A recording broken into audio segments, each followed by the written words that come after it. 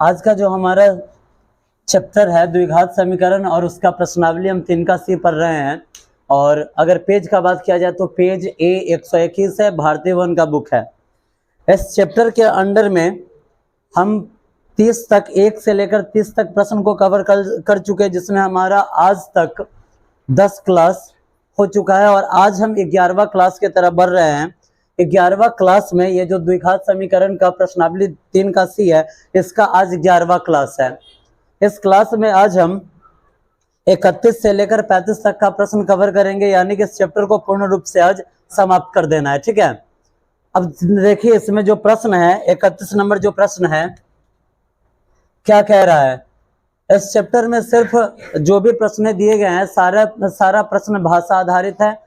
आपको सिर्फ भाषा समझना है। अगर आपके समझ में भाषा आ जा रही है तो फिर प्रश्न आप बिल्कुल इजी तरीका से बना सकते हैं। चलिए इसमें आप देखिए, इसमें जो 31 नंबर प्रश्न है कह रहा है कि 132 किलोमीटर की दूरी तय करने में, दूरी कितना है 132 किलोमीटर है, 132 किलोमीटर दूरी दे रहा है। ठीक है, कह रहा है कि 132 किलोमीटर की दूरी तय करने में एक मेल ट्रेन एक पैसेंजर ट्रेन से 1 घंटा कम समय लेती है। यहाँ पर 2 टाइप का ट्रेन दिया हुआ है, कौन कौन, मेल ट्रेन है और उसके बाद पैसेंजर ट्रेन है, पैसेंजर ट्रेन है। इस दोनों में अंतर क्या होता है, तो पैसेंजर ट्रेन उस ट्रेन को कहा जाता है जो प्रत्येक छोटे बड़े स्टेशनों पर रुकते हुए जाती है। ठीक है, पैसेंजर ट्रेन कौन सी होती है, तो जो प्रत्येक छोटे बड़े स्टेशनों पर रुकते हुए जाती है। लेकिन जो मेल ट्रेन होती है ये प्रत्येक स्टेशनों पर नहीं रुकती है, जिसे हम एक्सप्रेस भी कहते हैं। ठीक है, इसे एक्सप्रेस ट्रेन भी कहा जाता है।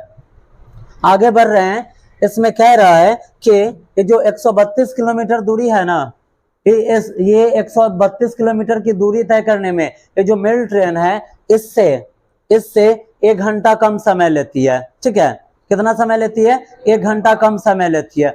मान लीजिए यहाँ पे कि अगर पैसेंजर ट्रेन की बात किया जाए, अगर पैसेंजर ट्रेन x घंटा ले रहा है तो ये जो मेल ट्रेन है ये क्या लेगा, x-1 घंटा लेगा। कितना लेगा, x-1 घंटा लेगा। अब यहाँ पे देखिए कह रहा है कि ये जो मेल ट्रेन है पैसेंजर ट्रेन से 1 घंटा कम समय लेती है। 1 घंटा कम समय लेना भी चाहिए, कम समय लेना भी चाहिए। क्यों, क्योंकि इससे ये ट्रेन स्पीड में चलती है और इसका जो रुकावट होता है, जो ठहराव होता है, जो पड़ाव होता है, इसकी अपेक्षा बहुत कम होती है। ठीक है, जैसे अपने यहाँ से आप देख लीजिए बहुत सारी ट्रेनें जाती है, जो पैसेंजर ट्रेनें हैं वो यहाँ से सीतामढ़ी जाने में प्रत्येक स्टेशनों पर रुकती है। लेकिन जो सुबह के टाइम में इंटरसिटी जाती है वो बैरगनिया से खुलती है तो डायरेक्ट ढेंग रुकेगी, ढेंग के बाद रीगा, रीगा के बाद सीतामढ़ी। मतलब ऐसे ही बीच बीच में जो हॉल्ट होता है, छोटे स्टेशन होते हैं, वहां पर वो ट्रेन नहीं रुकती है। ठीक है, यही कारण है कि टाइम को कवर करती है। अब यहाँ पे कह रहा है प्रश्न कि एक मेल ट्रेन एक पैसेंजर ट्रेन से, एक मेल ट्रेन है एक पैसेंजर ट्रेन से 1 घंटा कम समय लेती है यदि मेल ट्रेन की औसत चाल पैसेंजर ट्रेन से 11 किलोमीटर अधिक हो। यहाँ कह रहा है कि यदि जो मेल ट्रेन है इसका जो औसत चाल है पैसेंजर ट्रेन से 11 किलोमीटर प्रति घंटा अधिक है तो प्रत्येक रेलगाड़ी की औसत चाल निकाले। अब देखिए यहाँ पे इसको पहले पहुंचने का 2 कंडीशन है। क्या कंडीशन है, तो एक तो इसका ठहराव कम है, रुकने का स्टॉपेज कम है, और दूसरी बात कह रहा है कि इसका जो चाल है ना इसके अपेक्षा 11 किलोमीटर प्रति आवर अधिक है। अगर मान लीजिए ये जो पैसेंजर ट्रेन है इसका चाल x किलोमीटर पर आवर है, क्या है, x किलोमीटर पर आवर है, तो कह रहा है कि इसका चाल इसके अपेक्षा 11 किलोमीटर प्रति आवर ज्यादा है। तो x तो यहाँ पे भी है ही है, और ये बताइए कह रहा है कि इसका जो चाल है इसके चाल से 11 किलोमीटर प्रति आवर अधिक है। तो अधिक के लिए हम प्लस लेते हैं या माइनस लेते हैं, प्लस लेते हैं। तो प्लस, और कितना किलोमीटर प्रति आवर अधिक है, तो 11 किलोमीटर प्रति आवर अधिक है। ये भी चाल है और ये भी क्या है, चाल है। ठीक है, समझने में कोई तकलीफ नहीं ना। अब चलिए प्रश्न कह रहा है कि इसका भी औसत चाल निकाले और इसका भी औसत चाल निकाले। ठीक है, अब हम क्या करेंगे, जरा आप यहां से देखिए, आपको क्या लेना है, यहाँ पे आपको मान लेना है क्या, यहाँ पे हम मान लेते हैं, माना कि पैसेंजर ट्रेन, किसका चाल मान ले हम, पैसेंजर का मान लेते हैं, ठीक है। लिखेंगे हम यहाँ पे, माना कि पैसेंजर ट्रेन की चाल, पैसेंजर ट्रेन की चाल x किलोमीटर पर आवर है, तो मेल ट्रेन लिख रहा है या मेल एक्सप्रेस लिख रहा है, मेल ट्रेन है, ठीक है। तो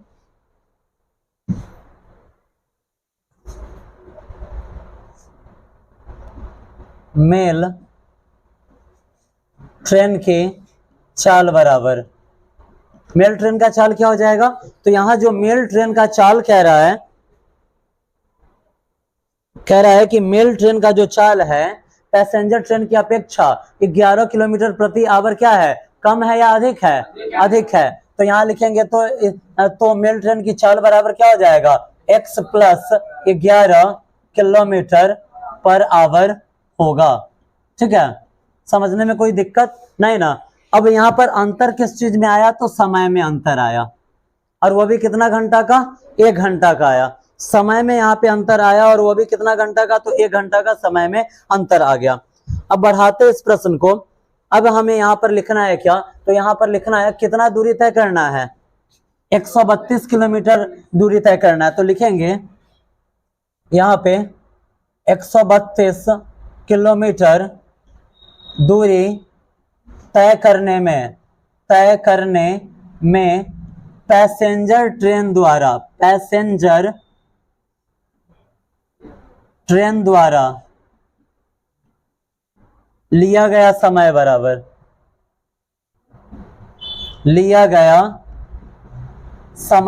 समय का फॉर्मूला क्या होता है, समय बराबर होता है दूरी बट्टा चाल होता है। आगे बढ़ा रहे हैं, ठीक है। जब हम आगे बढ़ाएंगे, जब इस प्रश्न को हम आगे बढ़ाएंगे तो दूरी हमारा कितना है, 132 है, और चाल कितना है, चाल किसका हमने लिया है, पैसेंजर का, तो पैसेंजर का चाल कितना है, x है। समझने में कोई तकलीफ नहीं ना। और फिर यहां लिखेंगे हम तथा 132 किलोमीटर दूरी तय करने में मेल ट्रेन द्वारा लिया गया समय बराबर, फिर से समय का फॉर्मूला क्या होता है, तो समय का फॉर्मूला होता है दूरी बट्टा चाल।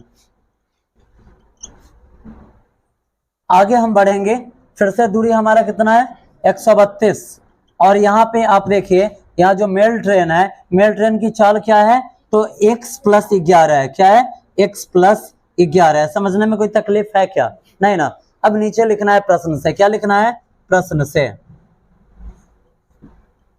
प्रश्न क्या कह रहा है, प्रश्न यहाँ पे कह रहा है कि 132 किलोमीटर दूरी तय करने में एक मेल ट्रेन एक पैसेंजर ट्रेन से 1 घंटा कम समय लेती है, ठीक है। प्रश्न है यहाँ पे कि हे बाबू अल्लाह मत कीजिए,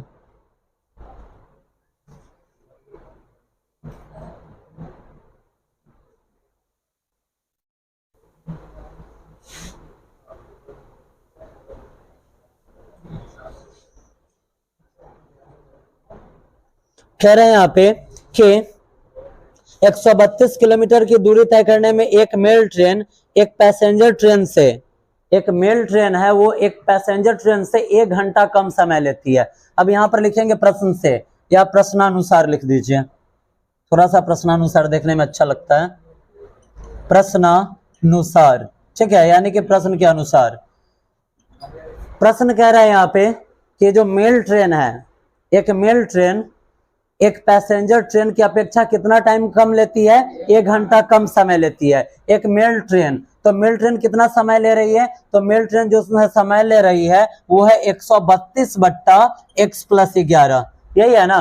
यहाँ पे समझिए, कह रहा है कि एक मेल ट्रेन एक पैसेंजर ट्रेन की अपेक्षा 1 घंटा कम समय लेती है। पहले मेल ट्रेन दिया तो पहले मेल ट्रेन ठीक है। और उसके बाद पैसेंजर ट्रेन है, तो पैसेंजर ट्रेन कितना समय लेती है 132, और बट्टा में क्या है x है।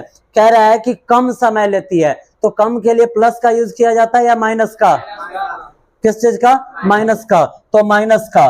कम समय लेती है, कम को दर्शा दिए, और कितना कम समय लेती है, तो यहाँ क्या आ जाएगा 1। इसके नीचे हम क्या लिख सकते हैं, अब यहाँ देखिए बट्टा और बट्टा बीच में क्या चीज, क्या हो जाएगा, बट्टा पर का घटाओ। आगे बढ़ाएंगे इस प्रश्न को, जब इसे हम आगे बढ़ाएंगे तो जब हम बट्टा पर का घटाओ बनाते तो हमें क्या करना होता है, दोनों नीचे वाले का लौसा निकालना होता है। हम दोनों नीचे वाले का लौसा निकालेंगे, तो लौसा क्या निकलेगा x प्लस 11 और इनटू में x, यही निकलेगा ना। x प्लस 11 से अगर हम इसमें भाग देंगे तो x प्लस 11 से x प्लस 11 कैंसिल, बचा x, और x से जब 132 में गुना होगा तो 132x, और माइनस यहां से आपको इधर भाग देना है, तो x कैंसिल, और यहाँ पर बचा x प्लस 11। जब x प्लस 11 से 132 में गुना करेंगे तो आप देखिए यहाँ पे क्या आएगा, तो यहाँ पर आएगा 132 से x में गुना हुआ तो 132x, और उसके बाद प्लस 132 में 11 से गुना कीजिए। देखिए जब भी अगर आपको 11 से गुना करना हो तो गुना करने की कोई आवश्यकता नहीं है, आप डायरेक्ट ट्रिक अपनाइए और आपका प्रश्न आपके सामने रहेगा। 132 में 11 से गुना करना है, कैसे गुना कर लेंगे वो देख लीजिए। 2 का यहाँ लिखेंगे 2, क्या लिखना है 2 का 2, 3 और 2 5 लिख दिए, 1 और 3 4, और उसके बाद 1 का 1, यही आता है गुणनफल। ठीक है, गुना करना नहीं है, डायरेक्ट लिख देना है। कैसे लिखे फिर से समझिए, 2 का 2, 2 और 3 5, 3 1 4 और 1 का 1। आप 132 में 11 से गुना करके भी देख लीजिए, यही आएगा। 1 दूना 2, 1 तिया 3, 1 एकम 1, 1 दूना 2, 1 तिया 3, 1 एकम 1, 2 3 2 5, 3 1 4 1। बताइए कहीं अंतर है क्या, बिना गुना किए हुए हम लिख सकते हैं। लेकिन यह नियम कब लागू होता है, जब हमारे पास 11 से गुना करने को कोई डिजिट आ जाए। आगे बढ़ाएंगे, इधर 1/1 लिखा हुआ है, आगे बढ़ाया जाए। जब हम इसे आगे बढ़ाएंगे तो 132x का 132x minus plus minus 132x और माइनस प्लस माइनस 1452, और बट्टा में आप यहाँ पे देखिए x x में गुना हुआ x का स्क्वायर, और प्लस 11 से x में गुना होगा तो क्या आ जाएगा 11x आ जाएगा, के बराबर में क्या है 1/1 है। आगे बढ़ाया जाए प्रश्न को। जब हम इसे आगे बढ़ाएंगे, जब इस प्रश्न को हम आगे बढ़ाएंगे तब आप देखें यहाँ पे 132x से 132x क्या हो जाएगा, कैंसिल हुआ। आइए क्रॉस मल्टीप्लाई कीजिए। जब आप क्रॉस मल्टीप्लाई करेंगे तो यहाँ पे आप देखिए x स्क्वायर का x स्क्वायर प्लस 11x का 11x के बराबर में क्या है, माइनस में 1452 है। माइनस में 1452 इधर आएगा तो प्लस में क्या हो जाएगा 1452 हो जाएगा। अब बताइए इसका गुणनखंड आप निकाल पाएंगे या नहीं निकाल पाएंगे, बन जाएगा प्रश्न, सॉल्व हो जाएगा, रहने दिया जाए। अब इसका देखिए अगला प्रश्न आप देख लीजिए, इसका आप अगला प्रश्न देखिए 32 नंबर प्रश्न कह रहा है, फिर वही है कि एक रेलगाड़ी 360 किलोमीटर की दूरी एक समान चाल से तय करती है। यदि गाड़ी की चाल 5 किलोमीटर प्रति घंटा अधिक हो तो उसे 1 घंटा कम समय लगता है। गाड़ी की चाल ज्ञात कीजिए।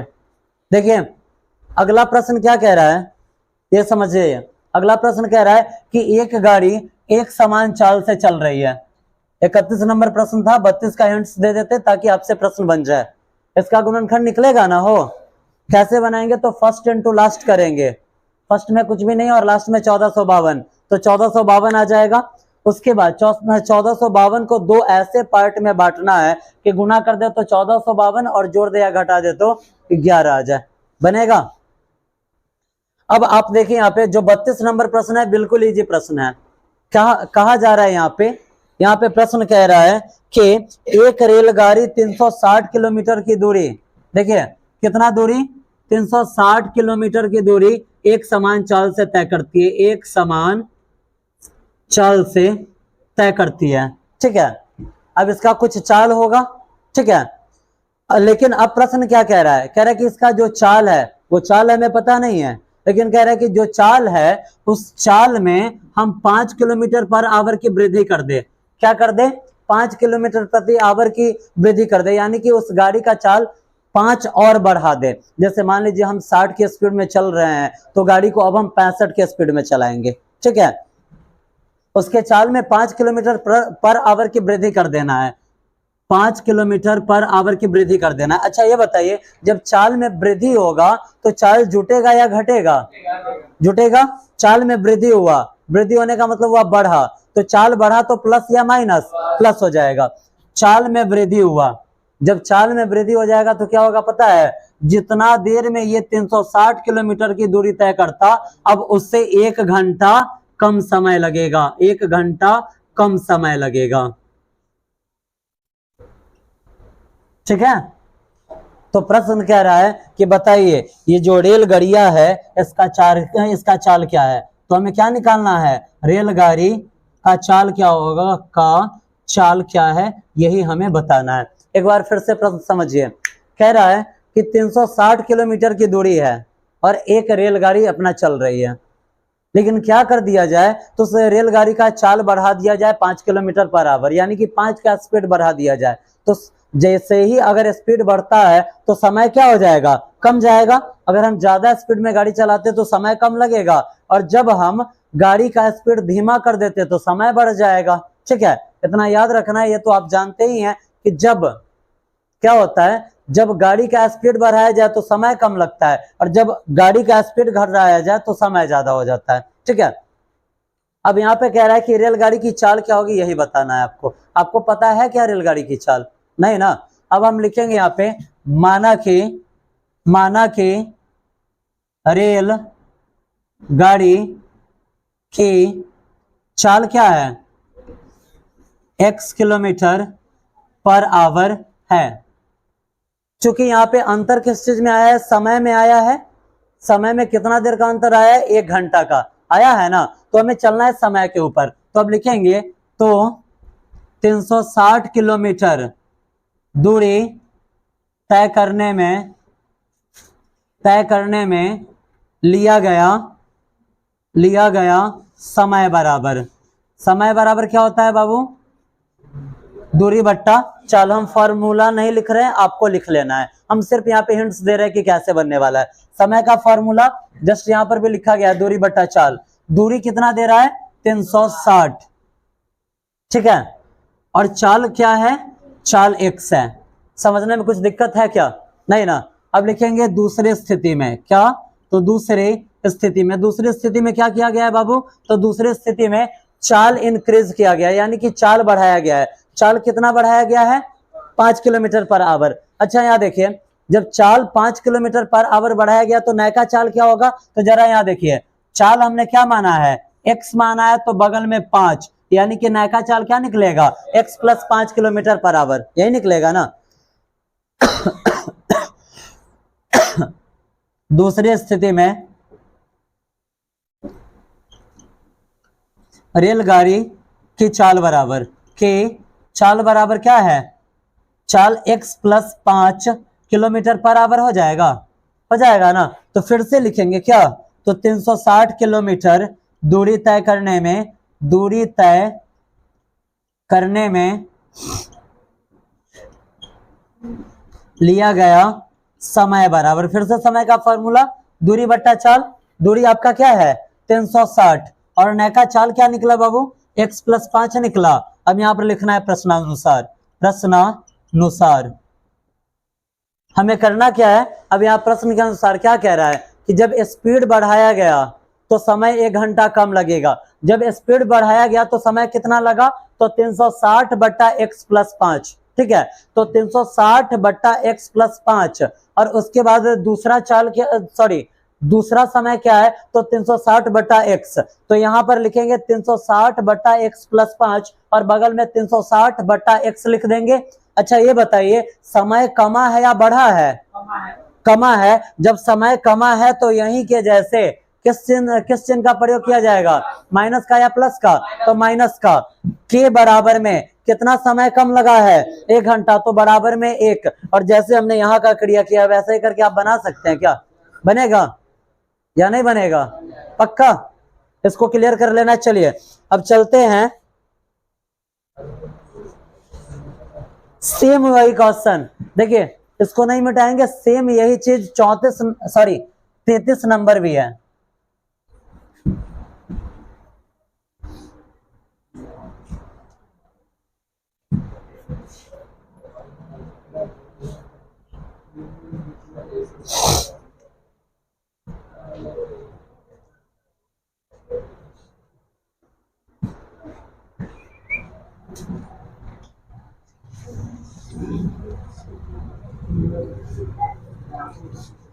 अब देखिए, इस चैप्टर में आपके माइंड में अगर आप प्रश्न बना रहे हैं तो एक प्रश्न आपके माइंड में भी उठना चाहिए। कौन सा?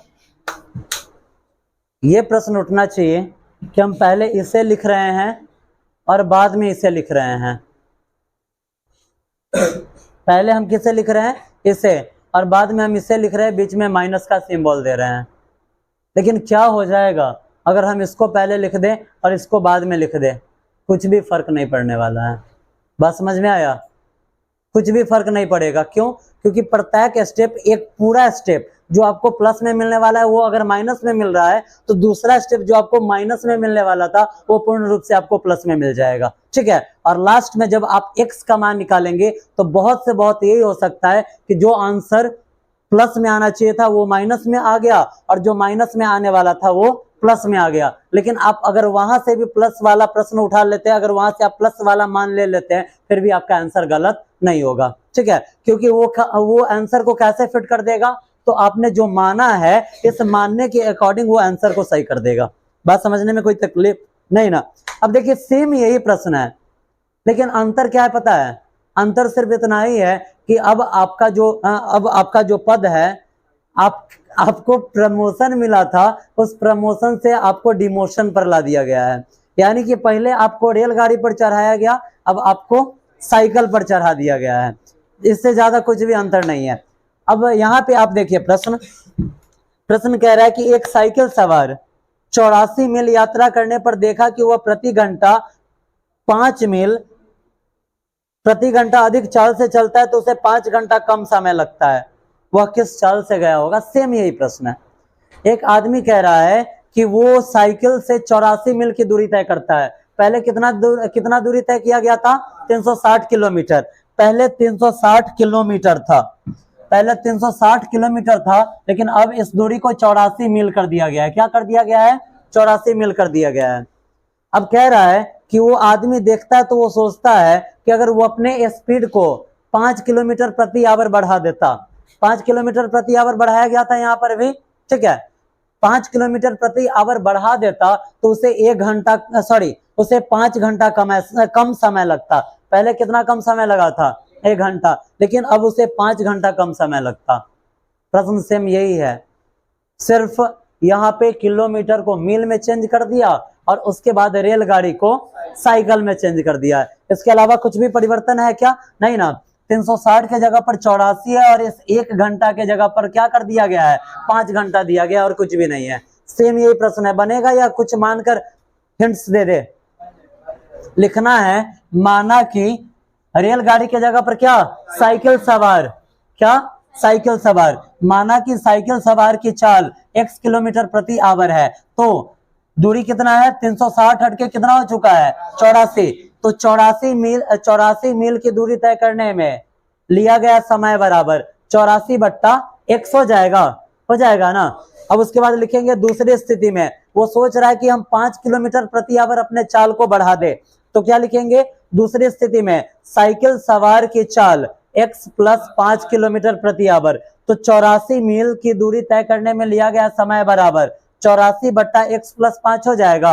अब फिर से प्रश्नानुसार इस बार हम चेंज भी कर सकते हैं, चेंजो हम कर देंगे फिर भी कोई दिक्कत नहीं है। क्या लिखेंगे? 84/x और इधर लिख देंगे क्या? 84/x + 5। कह रहा है कि समय कम जाएगा। क्या हो जाएगा? समय कम जाएगा। कम के लिए प्लस या माइनस? तो माइनस का चिन्ह देंगे और बराबर में कितना समय कम रहा है? 5 घंटा। तो 5 लिखेंगे, बट्टा पर का घटाव करके क्रॉस मल्टीप्लाई करेंगे, हमें द्विघात समीकरण मिल जाएगा। और क्या हम उसको हल कर सकते हैं फर्स्ट इनटू लास्ट करके? कहीं कुछ कंफ्यूजन है क्या? बनेगा प्रश्न।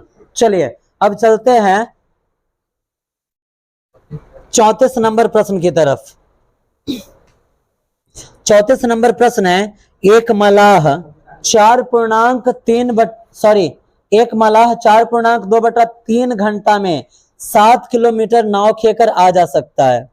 यदि बहाव की गति प्रति घंटा 2 किलोमीटर हो तो स्थिर जल में नाव की चाल क्या होगी। ठीक है, अब यहां देखिए, एक आदमी कह रहा है यहां पे कि सॉरी, आदमी तो नहीं है, मलाह है, और मलाह भी तो आदमी होता है। यहां पे प्रश्न कह रहा है कि एक मलाह 4.2/3 घंटा में, देखिए भाषा आधारित प्रश्न पर आप जिंदगी में कभी नहीं फंसेंगे। सिर्फ आपको कुछ पॉइंट्स याद रखने हैं, जो चीज दे रहा है आप प्रश्न पढ़ते जाइए और उसको लिखते जाइए। भाषा आधारित प्रश्न को हल करने का सबसे सुंदर सा तरीका है कि आप क्या कीजिए, भाषा पढ़ते जाइए और जो जो चीज दे रहा है उसको आप लिखते जाइए। ठीक है, ताकि आगे आपको समझने में कोई दिक्कत ना हो। कह रहा है कि एक मलाह 4.2/3 घंटा में, 4.2/3 घंटा दिया गया, तो ये तो समय हुआ ना। समय कितना दे रहा है, समय यहाँ पे दे रहा है 4.2/3 घंटा। ठीक है, कह रहा है कि इतना घंटा में ये 7 किलोमीटर नाव खेकर आ जा सकता है। ठीक है, क्या कर सकता है, 7 किलोमीटर नाव खेकर आ जा सकता है, यानी कि आने जाने में इसने जो दूरी तय किया वो कितना किलोमीटर है, कितना किलोमीटर है, 7 किलोमीटर है। कह रहा है कि इतना घंटा में ये 7 किलोमीटर की दूरी आ जा सकता है।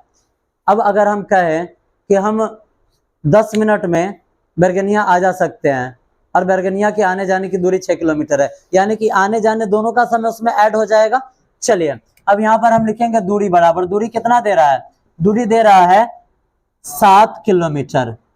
ठीक है, अब यहां पे कह रहा है कि यदि बहाव की गति यानी बहाव किसका होता है, जल का बहाव होता है, नाव तो खेया जाता है। बहाव की गति 2 किलोमीटर पर आवर है। लिखेंगे यहाँ पे किस चीज का, पानी की गति लिख देते हैं, पानी की गति क्या है, 2 किलोमीटर पर आवर है ना।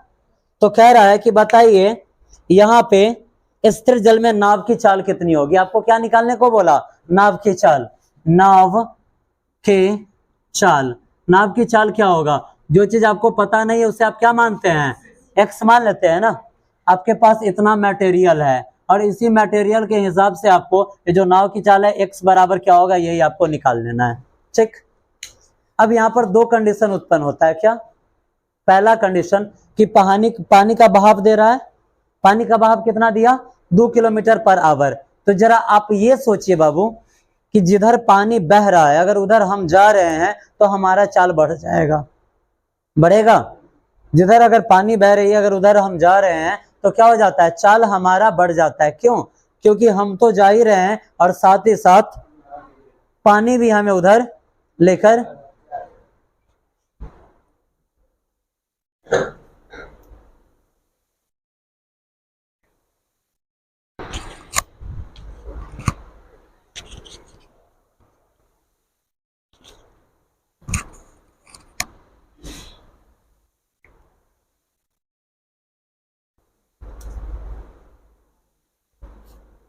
देखो तो वॉल्यूम वाला मीटर चल रहा है। कंडीशन क्या क्या बताया गया आपको, आपके सामने अब 2 कंडीशन रहेगा। एक तो पानी भी, जिधर पानी की दिशा है, पानी की दिशा में अगर हम जा रहे हैं तो पानी का गति क्या दिया गया है, 2 किलोमीटर प्रति आवर। अगर हम उधरी दिशा में जा रहे हैं तो हमारा चाल बढ़ जाता है। क्यों, क्योंकि कुछ हमारा चाल है और कुछ पानी का चाल है, तो वहां पर चाल जुड़ता है। ठीक है, लेकिन जब हम पानी के विपरीत दिशा में आते तो हमारा चाल क्या हो जाता है, घट जाता है। क्यों, क्योंकि हम पानी के विपरीत दिशा में आगे की तरफ जाएंगे और पानी हमको पीछे ठेल देगा, यही होता है ना, तो चाल हमारा घट जाता है। लेकिन जब हम स्थल पर जाते हैं तो ये बिल्कुल उल्टा हो जाता है। जब हम स्थल पर जाते हैं और गाड़ी का बात किया जाए तो एक दूसरे के विपरीत दिशा में चाल जुड़ता है और सेम डायरेक्शन में चाल घटता है। और पानी में एक दूसरे के विपरीत दिशा में क्या हो जाता है, चाल घट जाता है और सेम डायरेक्शन में चाल बढ़ जाता है। ठीक है, इतना आप याद रखिएगा, पानी और स्थल के ऊपर ये जो चाल है ये बिल्कुल एक दूसरे का क्या हो जाता है, उल्टा हो जाता है, एक दूसरे के अपोजिट हो जाता है। कितना ध्यान रखना है, स्थल पर विपरीत दिशा में चाल जुटता है और सेम डायरेक्शन में चाल घटता है, जबकि पानी में सेम डायरेक्शन में चाल जुट जाता है और अपोजिट डायरेक्शन में चाल घट जाता है। ठीक है, अब हम चलेंगे यहाँ पर, आपको निकालना क्या है, नाव की चाल, नाव की चाल ही निकालनी है ना। चलिए अब यहाँ हम लिखेंगे माना के 51 नंबर प्रश्न हम पढ़ने जा रहे हैं 34, लिखेंगे माना के नाव की चाल क्या है, x किलोमीटर पर आवर है। ठीक है ना। तो लिखेंगे बहाव की दिशा में नाव की चाल बराबर। अब ये बताइए बहाव की दिशा में, जस्ट अभी बताए हैं कि जिधर पानी बह रही है उसी डायरेक्शन में अगर नाव जा रहा है तो चाल क्या हो जाता है, जुड़ता है या घटता है, जुट जाता है। पानी के बहाव के दिशा में चाल जुटता है। तो यहाँ देखिए जिधर अगर पानी बह रही है अगर उधर ही नाव जाए तो नाव का चाल क्या है, x है, ये भी चाल रहेगा और साथ ही साथ पानी का भी चाल क्या है, 2 है, और ये दोनों क्या हो जाएगा, जुट जाएगा, जुटा ना। तो अब लिखेंगे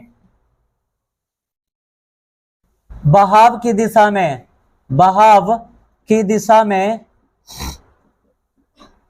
7 किलोमीटर की दूरी तय करने में लिया समय बराबर। समय का फॉर्मूला क्या होता है बाबू, दूरी बट्टा चाल होता है।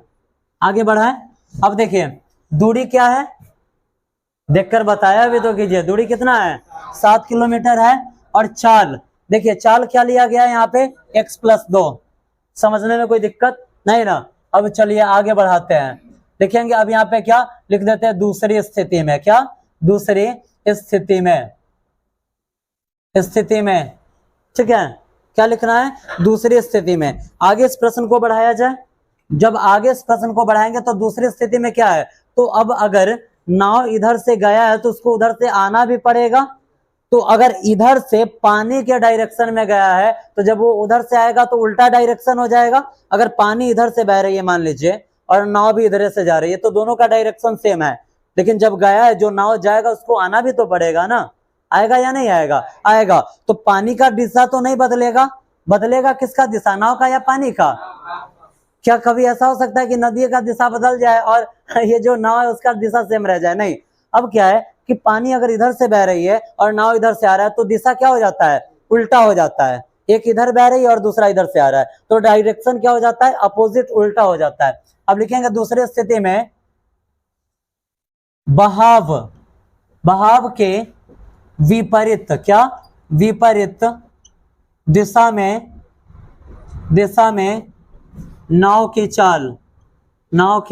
चाल बराबर। अच्छा ये बताइए जब विपरीत दिशा हो तो चाल जुटेगा या घटेगा, घट जाएगा, चाल घट जाएगा। तो आप क्या कीजिए, चाल को आप क्या कर दीजिए, घटा दीजिए। समझने में कोई तकलीफ नहीं ना। अब फिर से लिखेंगे क्या, तो बहाव की विपरीत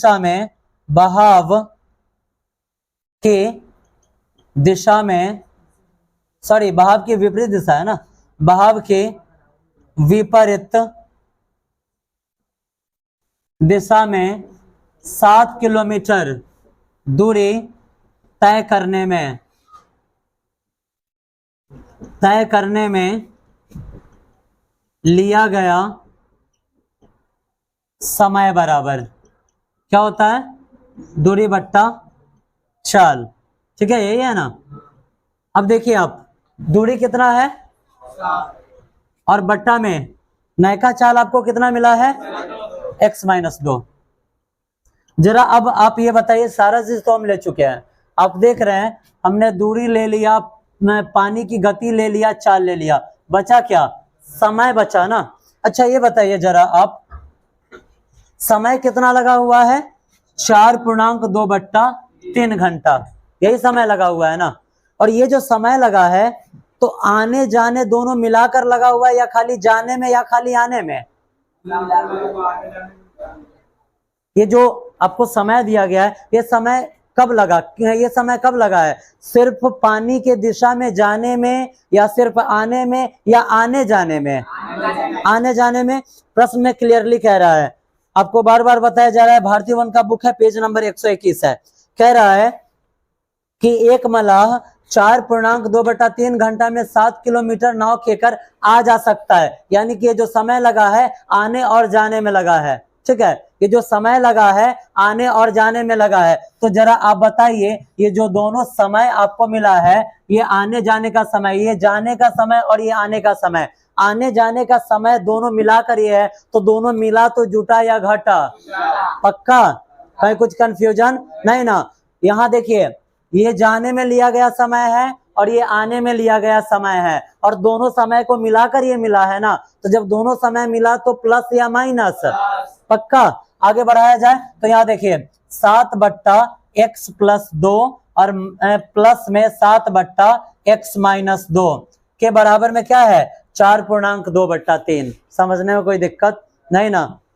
बट्टा बट्टा बीच में प्लस, यानी कि क्या? बट्टा पर का जोड़। आ जाइए, अब आपको बट्टा पर का जोड़ बनाना है तो दोनों नीचे वाले का एलसीएम करना पड़ेगा। कैसे? तो x+2 और n2 में x-2, ठीक है, के बराबर में इधर लिख ही देते हैं पूर्णांक तोड़कर। कैसे? 3 चौका 12, 2 14/3, 14/3। आगे बढ़ाते हैं, जब इससे हम इसमें भाग देंगे तो x+2 से x+2 कैंसिल, बचा x-2, x-2 से 7 में गुना होगा तो 7 से x में गुना हुआ 7x, प्लस माइनस माइनस 7 दूनी 14। अब यहां से इसमें भाग देना है तो x+2 से x+2 कैंसिल हो गया, बचा क्या? सॉरी, x-2 से x-2 कैंसिल हो गया, बचा क्या? x+2। और जब हम x+2 से यहाँ पर मल्टीप्लाई करेंगे तो 7 से x में गुना हुआ तो 7x, प्लस प्लस प्लस और 7 दूनी 14। समझने में कोई तकलीफ है क्या? जरा आप देखिए, 14 और 14 कट सकता है। क्यों? क्योंकि एक प्लस में और दूसरा माइनस में है। अब ऊपर आप देखिए, ऊपर बचा 7x और प्लस में 7x, यानी कि 7x और 7x कितना? 14x बट्टा में। अब यहाँ देखिए, आपको हमेशा बताया जाता है कि टर्म सेम हो और साइन चेंज हो तो क्या करना है? पहिलको का स्क्वायर और माइनस में दूसरको का स्क्वायर। पहिलका है x तो x का स्क्वायर और माइनस दूसरका क्या है? 2, तो 2 का स्क्वायर क्या आता है? 4 के बराबर में 14/3 आएगा। क्रॉस मल्टीप्लाई यहाँ पे कर दें। जब हम क्रॉस मल्टीप्लाई करेंगे 14 से x स्क्वायर में गुना हुआ तो क्या आएगा? 14x²।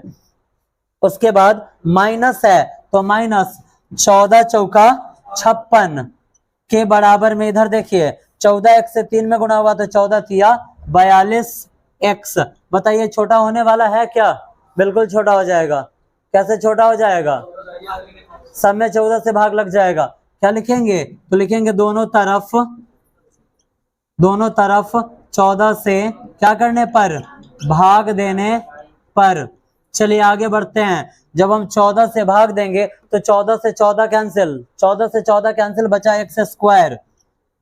माइनस 14 से 56 में भाग देंगे तो 14 चौका 56 और 14 तिया 42, 3x। इसको आप इधर लाइए तो आपके पास क्या आया? तो x² प्लस 3x इधर आया तो -3x और -4 के बराबर में 0। बताइए प्रश्न बनेगा आपसे?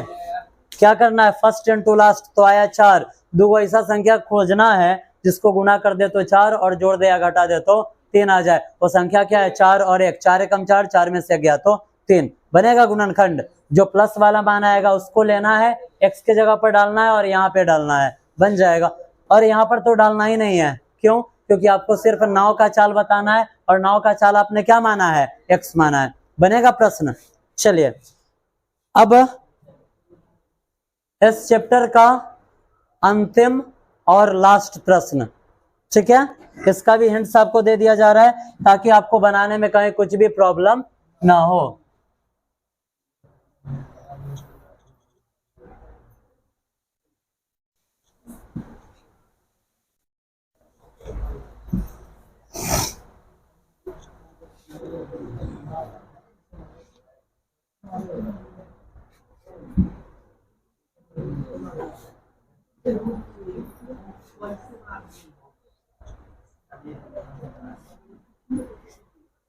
अजय बाबू इधर देखिए,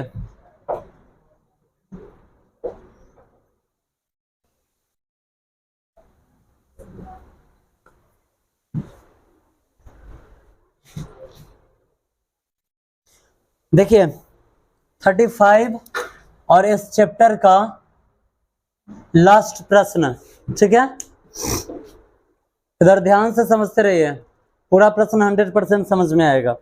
कह रहा है कि एक नाव की चाल स्थिर पानी में x किलोमीटर प्रति घंटा है।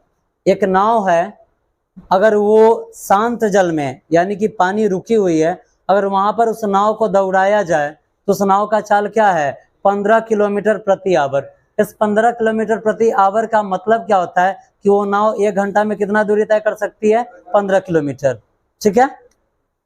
उसके बाद कह रहा है कि यह प्रवाह के अनुकूल 30 किलोमीटर जाकर लौट आने में कुल 4.1/2 घंटा समय लेती है। तो धारा की चाल बताइए। देखिए कितना इजी प्रश्न है। इससे जो पहला प्रश्न अभी आपको समझाया गया है उसमें धारा की चाल दिया गया था और नाव का चाल निकालना था, और इसमें क्या है, नाव का चाल दिया गया है और धारा का चाल निकालना है। तो आपको सेम ही काम करना है जो काम आपने पिछला प्रश्न में किया है, ठीक है।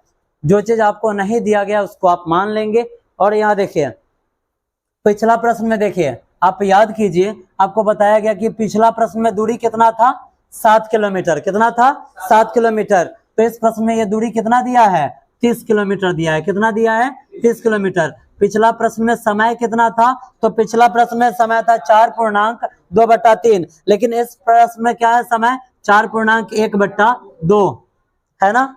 और पिछला प्रश्न में क्या था, तो धारा का चाल दिया गया था, और इसमें किसका चाल दिया गया है, नाव की चाल। किस चीज का चाल है यहाँ पे, नाव की चाल यहाँ पे है, नाव की चाल। अब वहां पे धारा की चाल क्या थी, 2 किलोमीटर, और यहाँ पर नाव की चाल क्या है, 15 किलोमीटर पर आवर में है, और वो भी पर आवर में था। तो हमने वहां पर क्या माना था, हमने वहां पर माना था नाव की चाल, तो हमें यहाँ पर क्या मानना होगा, धारा की चाल। क्या मानना है, धारा की चाल। धारा की चाल क्या मानेंगे, x, और इसी x का वैल्यू हमें क्या कर लेना है, निकाल लेना है। जैसे पिछला प्रश्न बनाया गया है सेम वैसे इस प्रश्न को बनाना है। बनेगा, बन जाएगा। क्या लिखना है, लिखना है माना कि धारा की चाल क्या है, x किलोमीटर पर आवर है। उसके बाद जैसे हमने लिखा है कि बहाव की दिशा में, ठीक है, बहाव की दिशा में, और यहाँ पर चूंकि जल स्थिर दिया गया है, ठीक है, तो यहाँ पर भी हमें वही लिखना है कि नाव के अनुकूल, नाव के अनुकूल, यहाँ पर 2 डायरेक्शन यहाँ पर भी है। अगर नाव के अनुकूल बोला, नाव के अनुकूल, तो इस अनुकूल का मतलब क्या हुआ ये समझ लीजिए। यहाँ पर एक शब्द दिया गया है, सॉरी, प्रवाह के अनुकूल है, हो प्रवाह के अनुकूल। देखिए कभी भी जब हम नदी में जाएंगे तो हमारे पास 2 डायरेक्शन होता है। क्या, तो एक तो हम नदी के साथ बह लें और दूसरा हम नदी के अपोजिट डायरेक्शन में बह लें, यही होता है ना। जब प्रवाह का अनुकूल बोला जाए तो प्रवाह के अनुकूल का मतलब क्या होता है कि अगर पानी भी इस डायरेक्शन में जा रही है तो नाव भी इसी डायरेक्शन में होगा, ठीक है। और जब प्रवाह के प्रतिकूल बोला जाए, प्रवाह के प्रतिकूल बोला जाए, अच्छा आप ये बताइए, नदी की दिशा चेंज हो सकती है या नाव का दिशा चेंज हो सकता है, ठीक है। आगे बढ़ रहे हैं, मान लेते हैं ये क्या है, नदी है और ये है नाव। अनुकूल में क्या होता है, तो दोनों का डायरेक्शन सेम होता है, लेकिन प्रतिकूल में अगर नदी का पानी इधर बह रहा है तो नाव किधर से आएगा, इधर से। समझने में कोई तकलीफ है क्या, नहीं ना। अब देखिए जब अनुकूल है तो अनुकूल में चाल क्या होता है, अनुकूल में चाल, और प्रतिकूल में चाल माइनस होता है। बनेगा प्रश्न, बन जाएगा। अब लिखेंगे प्रवाह की दिशा में धारा की चाल, क्या लिखेंगे, प्रवाह की दिशा में धारा की चाल। जब प्रवाह की दिशा में, प्रवाह के दिशा में धारा की चाल, तो चाल जुट जाएगा। हम क्या मानेंगे, यहाँ पे हमने धारा का चाल x लिया है और नाव का चाल 15 है, तो x प्लस 15। उसके बाद हम क्या लिखेंगे, लिखेंगे 30 किलोमीटर दूरी तय करने में लिया गया समय बराबर, 30 किलोमीटर दूरी तय करने में लिया गया समय बराबर क्या होता है, दूरी बट्टा चाल हो जाता है। दूरी 30 किलोमीटर और चाल x प्लस 15, तो क्या हो जाएगा, समय बराबर 30 बट्टा x प्लस 15 हो जाएगा। अब दूसरी स्थिति में प्रवाह के प्रतिकूल चाल क्या हो जाएगा, तो x और माइनस में 15 हो जाएगा। फिर से हम क्या लिखेंगे, लिखेंगे 30 किलोमीटर दूरी तय करने में लिया गया समय बराबर दूरी बट्टा चाल, दूरी 30 और चाल x माइनस 15, तो 30 बट्टा x माइनस 15 हो जाएगा, हुआ। अच्छा ये बताइए, ये जो समय है, ये समय किस कंडीशन का है, सिर्फ जाने का या आने का, या आने जाने दोनों को मिलाकर लिया गया है, आने जाने दोनों को मिलाकर लिया गया है। तो यहाँ पर समय जुटेगा या घटेगा, जुट जाएगा। समझने में कोई तकलीफ है क्या, थोड़ा सा भी कहीं कंफ्यूजन है किसी के साथ, नहीं, तो क्या करेंगे, हम लिखेंगे 30 बट्टा x प्लस 15 प्लस 30 बट्टा x माइनस 15 के बराबर में 4.1 बट्टा 2, बट्टा पर का जोड़ करेंगे, क्रॉस मल्टीप्लाई करेंगे, हमें द्विघात समीकरण मिलेगा, उसका गुणनखंड निकाल कर और जो x का मान आएगा वही धारा की चाल हो जाएगी। समझने में कुछ दिक्कत नहीं ना, बन जाएगा, कहीं कुछ कंफ्यूजन है क्या, बनेगा पूरा प्रश्न, खत्म किया जाए इसे। अब तो खत्म हो ही चुका है, आप इसको पूरा कंप्लीट कर लेंगे और नेक्स्ट डे आपका जो नेक्स्ट डे चैप्टर स्टार्ट होने वाला है। वैसे इसका एक इक्का दुक्का प्रश्न प्रॉब्लम में बच गया हुआ है जो खत्म कर दिया जाएगा, और उसके बाद नेक्स्ट डे जो आपका क्लास स्टार्ट होने वाला है, अगर एग्जाम के दृष्टिकोण से देखा जाए तो जैसे समझ लीजिए कि एक पेड़ है और पेड़ के जड़ को काट दिया जाए तो उस पेड़ का कुछ अस्तित्व रह जाएगा क्या, नहीं, वो पेड़ वहीं पर सूख जाएगी। वही चीज आप समझ लीजिए कि आपका जो नेक्स्ट चैप्टर स्टार्ट होने वाला है एग्जाम के दृष्टिकोण से, वो एग्जाम का गणित का जड़ है। क्यों, क्योंकि वहां से प्रश्न भथेरे पूछता है। अगला चैप्टर आपका कौन सा है, तो समांतर श्रेणी है, और विथ प्रूफ सिर्फ कहा नहीं जा रहा है, प्रूफ के साथ आपको दिखाया जाएगा कि समांतर श्रेणी से कितने प्रश्न पूछे जाते हैं, ऑब्जेक्टिव में कितना प्रश्न पूछा जा रहा है, सब्जेक्टिव में कितना प्रश्न पूछा जा रहा है। और अगर आप कहीं पर भी समांतर श्रेणी का क्लास मिस्टेक करते हैं तो आप कितने बड़े हानि में जाने वाले हैं, ये भी नेक्स्ट क्लास में आपको बता दिया जाएगा। ठीक है, चलिए अब इसका जो प्रॉब्लम है वो लेकर नेक्स्ट क्लास में उसका सॉल्यूशन आपको दे दिया जाएगा।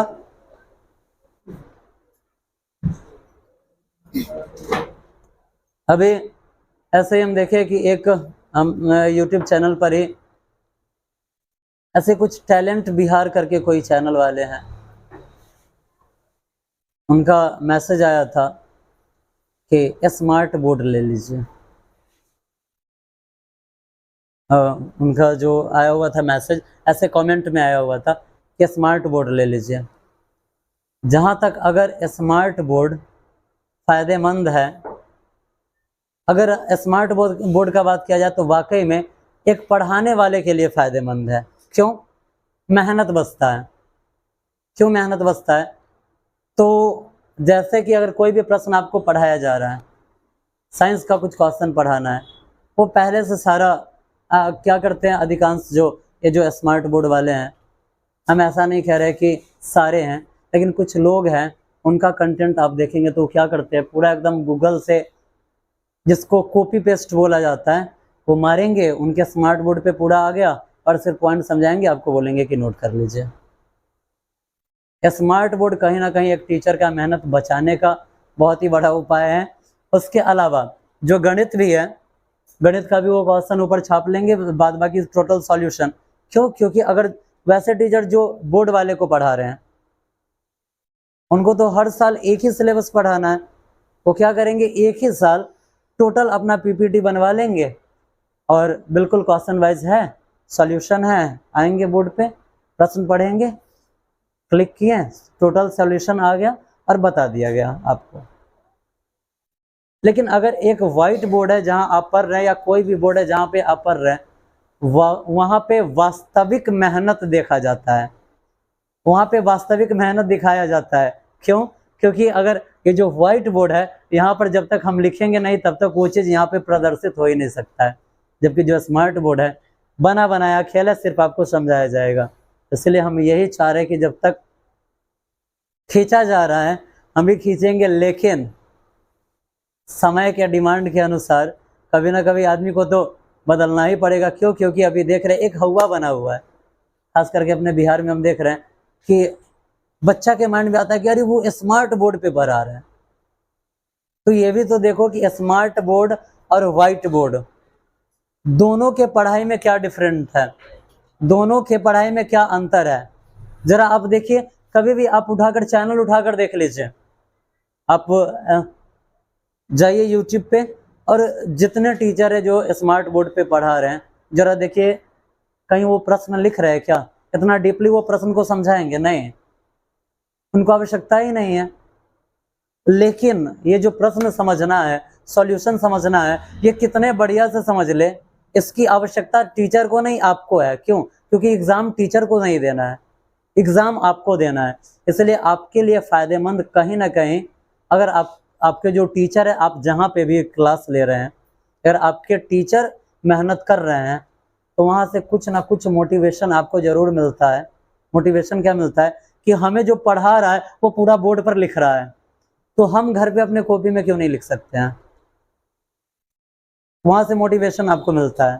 ठीक है, तो व्हाइट बोर्ड या ब्लैक बोर्ड या जो भी बोर्ड है जहाँ पे लिखा जाता है उसमें, और एक स्मार्ट बोर्ड की पढ़ाई में अगर देखा जाए वास्तव में तो ज़मीन आसमान का फ़र्क है। और ऐसा नहीं कि जब इतना बड़ा फ़र्क है तो हम कभी स्मार्ट बोर्ड ना लेंगे। अगर समय का डिमांड हुआ, बच्चों का डिमांड हुआ, तो मजबूरन हमको भी वो चीज़ लाना ही पड़ेगा। और मुझे जहाँ तक लग रहा है कि अगर हम भी वो लेकर आ रहे हैं तो कहीं ना कहीं मेरी भी मेहनत बचेगी, जिसके पक्ष में हम नहीं हैं। क्यों? क्योंकि जो टाइपिस्ट होते हैं, हम क्या करेंगे, उनको एक बार बैठाएंगे, 2-3 महीना का समय उनको देंगे और बोलेंगे कि भैया पूरा मटेरियल मेरा रेडी कर दो, ताकि जब भी पढ़ाना हो तो सिर्फ हम जाएं अपने, वो जो मेरा स्टोर रहेगा जहां प्रश्न, वहां पर देखें कि आज हमको कौन सा प्रश्न पढ़ाना है, डायरेक्ट क्लिक करेंगे, सारा फिल्म आपके सामने है, सिर्फ हमको बोलना है और यहाँ से निकल लेना है। और ये मेहनत हम बचाना नहीं चाह रहे हैं। ठीक है, चलिए अब मिलते हैं नेक्स्ट क्लास में नया चैप्टर और नए नंबर के जुगाड़ के साथ। ठीक है, क्योंकि अगला जो चैप्टर है समांतर श्रेणी, जिसका नाम है, आपको इससे पहले कुछ क्षण पहले आपको बताए हैं कि वो जो चैप्टर है गणित का आधार है। और अगर बात किया जाए तो पूरा चैप्टर में, उस पूरा चैप्टर में आपको सिर्फ 2 ही फॉर्मूला, 2 ही सूत्र पढ़ना है। अगर वो 2 सूत्र पर अगर आप कमांड कर लेते हैं, और उसमें भी एक जो चैप्टर है सारा मान दिया जाएगा, और दूसरा कुछ थोड़ा सा भाषा आधारित प्रश्न है, कुछ उसमें भाषा देगा, इक्का दुक्का प्रश्न है। अगर आप समांतर श्रेणी क्लियर करके जा रहे तो आज हम नहीं बताने वाले आपको कि कितना नंबर आपको मिलेगा, आप कितने माइनस में जाने वाले अगर आप तैयारी करके नहीं जा रहे। तो नेक्स्ट क्लास में विथ प्रूफ आपके सामने क्वेश्चन रख के कि कितना प्रश्न पूछा गया है, वो सारी बातें आपके साथ डिस्कस की जाएगी, ताकि आपको ये समझ में आ जाए कि वाकई में ये प्रश्नावली मेरे लिए कितना इंपॉर्टेंट है। ठीक है।